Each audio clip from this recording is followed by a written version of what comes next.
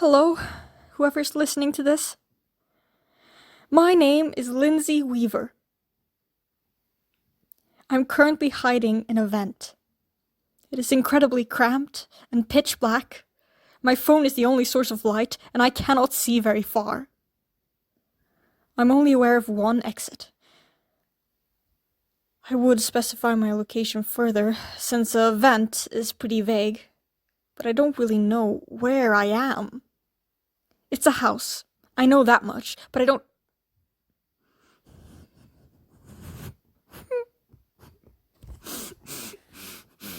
Shit. I can hear it. Just outside. But I don't think it knows I'm here yet. It will find me, sooner or later. But I have some time until then. So, I'm recording. This is a weird story, and it is my duty as a reporter, or a soon-to-be reporter, or rather a would-have-soon-been reporter, to document weird stories, to share them with the public. So, I'm recording. I'm unsure if it even matters, to tell you the truth. I don't know how anyone will receive this. They probably won't. There is probably no one listening to this. I'm probably just talking to myself. I guess I just feel like I need to tell someone. I'm so alone. So scared. I need to talk to someone, anyone. To tell someone, you know? God. Sorry.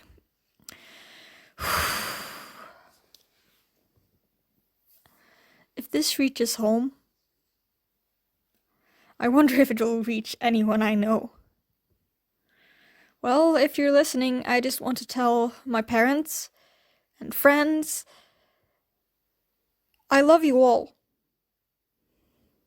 Georgia, if you're listening to this, I just want to say, I'm sorry. I did all the shit you told me not to, and now look at me. You were right. I'm sorry. I'm just sorry, okay? Really. Well, anyway, whoever you are, unknown listener, whenever you find this, perhaps thousands of years in the future, or maybe just a day after my death, if you are anyone at all, and I'm not just talking to myself. Do you want to hear a story?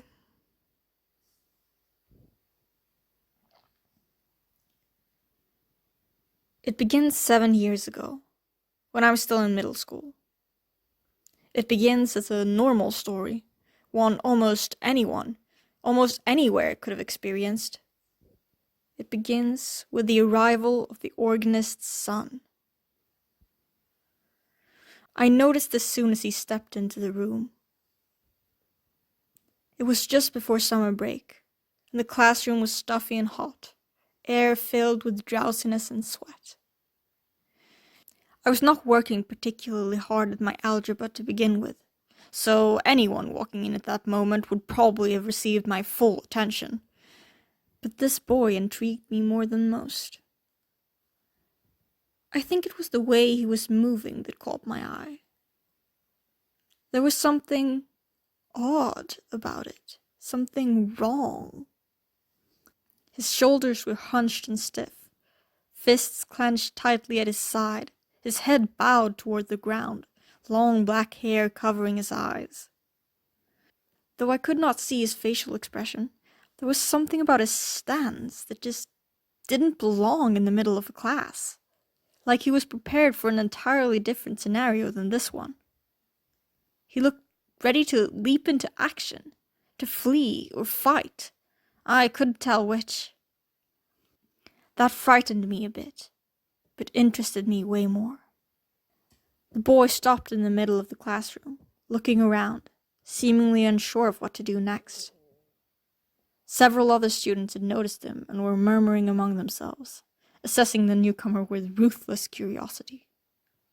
The teacher, awoken from his nap in the corner by the whispers, finally noticed the boy and introduced the transfer student.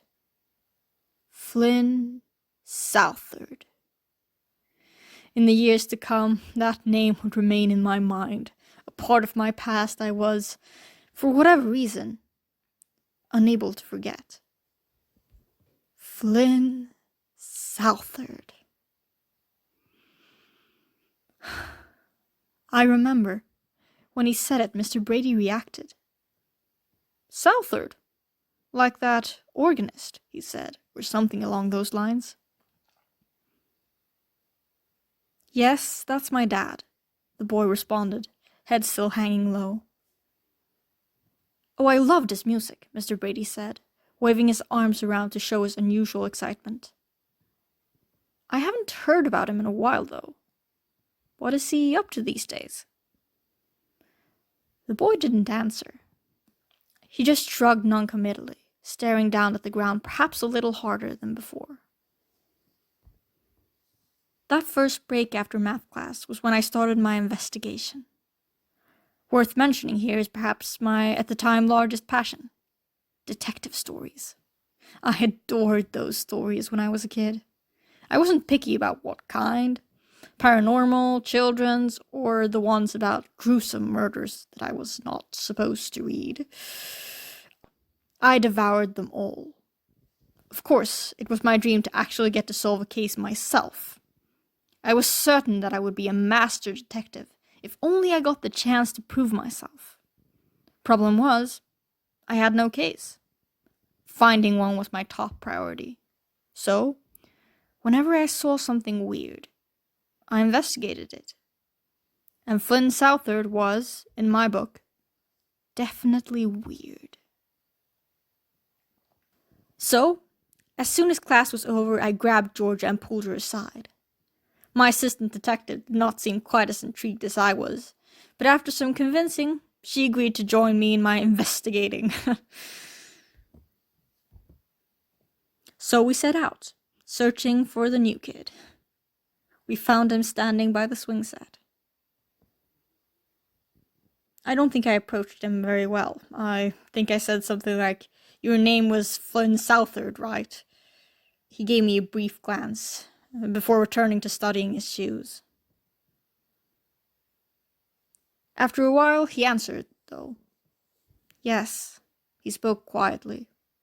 So, where did you live before? Why did you move here? It's pretty late in the term for transfer, so— Ow, I said, interrupted by Georgia stealthily kicking my shin. She had good reason. I may have wanted to be a detective, but there's a good reason I'm not one. The boy, Flynn, looked at us skeptically. We don't mean to intrude, Georgia said with an apologetic smile. But yeah, we don't get a lot of transfers, so we were curious. I'm Georgia, and this is Lindsay.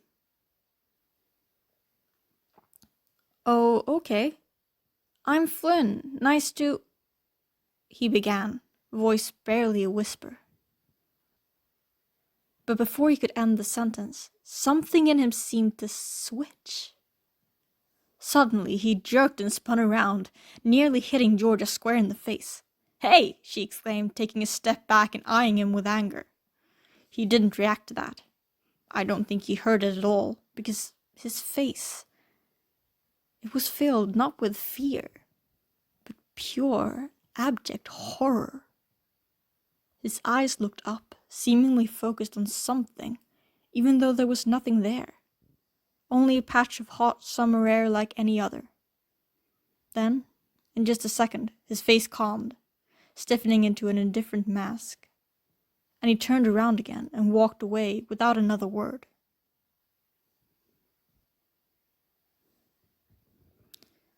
The next time I confronted him, I was alone.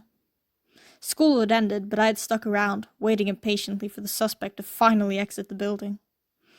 Georgia had waited with me at the start, but as time ticked by, she grew bored of just standing there, and despite my protests, she left.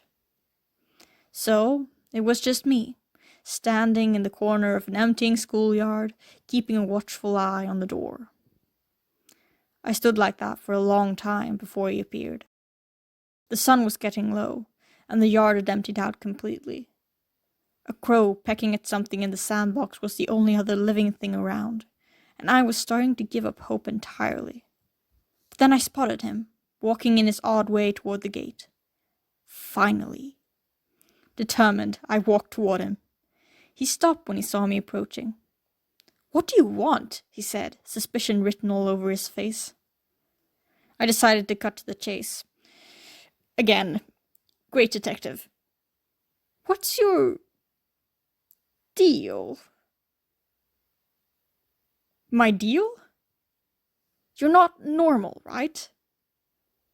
At that he looked up, and for the first time his eyes truly focused on me. He was staring directly into my eyes as he responded, his voice urgent and hushed. He said just 5 words, but they were spoken as though they were the most important thing he had ever said. "Can you see it too?" He paused, hope on his face turning to disappointment as he saw the confusion on mine. And just like last time, he left before I had a chance to respond. This time he ran. Flynn didn't show up to school the next day, nor the one after that. He never returned at all, and although he was the subject for a lot of gossip at the start, he was soon forgotten. But not by me. His eyes, as they looked at me with such expectation, filled with hope and fear, was something I could never forget. I only told one person about our exchange, and that was Georgia. As per usual, she was less interested than I was, told me to forget it. And I tried, I did. But it stuck with me, my encounter with the organist's son. It was 2 weeks ago. I had been finishing up an assignment at a nearby cafe, and I was heading home. It had gotten pretty late, so I was alone at the bus stop. A few crystals of snow were falling lazily toward the pavement, glistening in the sharp glow of the street lamp, the only light in a moonless night. An eerie silence lingered. I would have texted someone, but my phone was low on batteries and I really didn't want it to die. Instead, I shivered and tucked my hands into my jacket, willing my bus to hurry. That's when I saw him. There was a man staggering out from an alleyway, coming toward me. He was still a while away, but I could already smell him, a putrid stench of alcohol that seemed misplaced in the crisp winter night. He wasn't walking very fast, or very straight for that matter, and I prayed to any deities willing to listen that he was only passing by. They didn't seem to be listening, though, because the man stopped next to me, accosting me with his nasty odor. He looked as dreadful as he smelled, long blonde hair, shaggy and knotted, and what must have been weeks' worth of stubble on his red face. But he seemed significantly younger than I had expected. Though it was winter, he wasn't wearing a jacket. He took a swig from the not quite empty bottle in his hand and shot me a glance. "What you looking at?" He raised his chin and stared into my eyes, and my heart stopped. I recognized those eyes, that face. I knew who this was. Flynn Southard, the organist's son.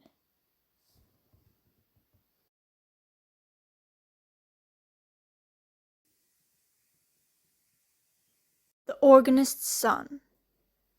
Episode 1. Fated Meetings.